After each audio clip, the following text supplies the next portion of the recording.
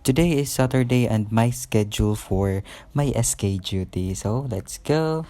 So, tingag sa boarding house, inuliak dayon. And grabe ang gangsal sanlaw ang turawis pier kay nag-inuran pala sa amon.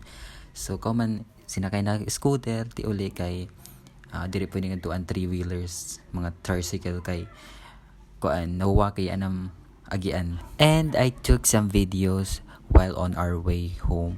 Pag-abot ko, nakanto na akong SK Council and nag-start na kami pag-prepare sa lamisa para nga na may butang ang mga Chromebook and para malaksa namon activity mahuman kay, di ba, Saturday Katlalaba. Thank you, SK Lawaan. Thank you, SK Lawaan.